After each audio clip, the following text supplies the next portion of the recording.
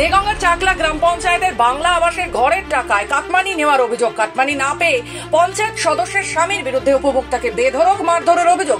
পাল্টা পঞ্চায়েত সদস্যের স্বামীর দাবি, উপভোক্তা বাংলা আবাসের টাকায় বাড়ি না করে দামি ফোন কিনেছেন। কেন বাড়ি করছেন না তা নিয়ে প্রতিবাদ করতে পঞ্চায়েত সদস্যের স্বামীকে মিথ্যে অভিযোগে ফাঁসানো হচ্ছে বলে অভিযোগ।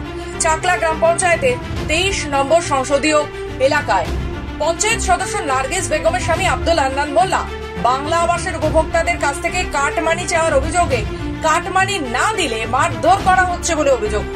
সব অভিযোগ অস্বীকার করে তিনি বলেন, মিথ্যা অভিযোগ দলেরই আরেকটি গোষ্ঠী তাকে এই অভিযোগে ফাঁসানোর চেষ্টা করছে।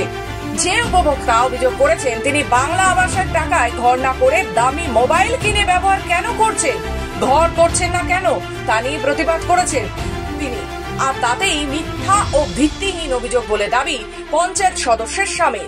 বলতে আমার 3 দিন জ্বর, আমার শরীর খুব অসুস্থ। আমি একটু বাজারে গিয়েছি ওষুধ আনতে, কিন্তু ওষুধ আনলে ওই যাওয়ার সময় হান্নান বলেছে যে মেম্বারের মানে স্বামী আমার ইশারা করছে, আমি হচ্ছে হাটখোলা যাচ্ছি। এবার আমি হাটখোলায় গিয়ে ওষুধ নিয়ে এবার ফেরার পথে এবার আমার ডাকলো, ডেকে মোবাইলটা কেড়ে নিল। মোবাইলটা কেড়ে নিলে আমি কেন কাটলি ভাই, তা বলছে টাকা দে। আমি বলছি কেন, 5,000 টাকা দিয়েছি প্রথম কিস্তিতে, আমার মোবাইল কিনে নিয়েছি, বলতে 5,000 টাকা দিতে হবে। তাই আমি বলছি টাকা আমি দিতে পারবো না, আমার শরীর খারাপ, আমি দিতে পারবো না। এইবার এই কথা বলার পরে ও চলে যায়। তারপরে আরেকজন থাকে, থাকলে এবার আমি বলেছি ঠিক আছে আমি ব্যবস্থা করবার নেই বলে আমি চলে এসে আর চায়ের দোকানে মাথা উঠতে বলে চায়ের দোকানে বসেছিলাম। আর এসে বলছে কি বলেছি, আমি বলেছি ব্যবস্থা করব। বলার পরে এইবারকে আমার এই যে হদ্দ মারা মেরেছে, মাথায় মেরে মানে ঘাড়ে মেরেছে, হাতে মেরেছে, বুকি মেরেছে। একদম পুরো মিথ্যে কথা, পুরো চক্রান্ত।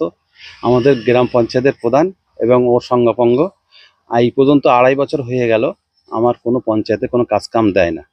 ঠিক আছে, আমি ওরা চুরিধারি করে গাছের কেটেছে নুককে, তার প্রতিবাদ করেছি বলে ওরা আমাকে মিথ্যা চক্রান্ত করে ফাঁসানোর চেষ্টা করছে এবং এটা একদম পুরো ভিত্তিহীন। এবং এই নাসির বলে যে ছেলেটা অভিযোগ করেছে, এই ছেলেটা ঘরের টাকা পেয়েছে। ঠিক আছে, টাকার পাওয়ার পরে ও ঘরের টাকার কাজ করছে না। ও শুনতে পারছি গ্রামের প্রতিবেশীর মাধ্যমে যে ও নেশাকনে ঘুরে বেড়াচ্ছে এবং ও টাকা নিয়ে ফোন কিনে এবং বউটার মারধর করে তাড়িয়ে দিয়েছে। রায়পুরে ঘর ঢুকেছে, সব মেম্বার তো সবার কাছে টাকা নিচ্ছে। আমার কাছে তো 2,000 নিয়েছে প্রথম কিস্তি, আবার দ্বিতীয় কিস্তি এখন ঢুকিনি, বললো যে এখনো 3,000 টাকা দিতে হবে। রায়পুরি যতক্ষণই ঘরে আছে সবার কাছে টাকা খেয়েছে। হান্নান। হান্নান হলো ওই মেম্বারের স্বামী, যে ও প্রত্যেক কাছে গিয়ে টাকা চাচ্ছে ঘরে। ও 10,000, 5,000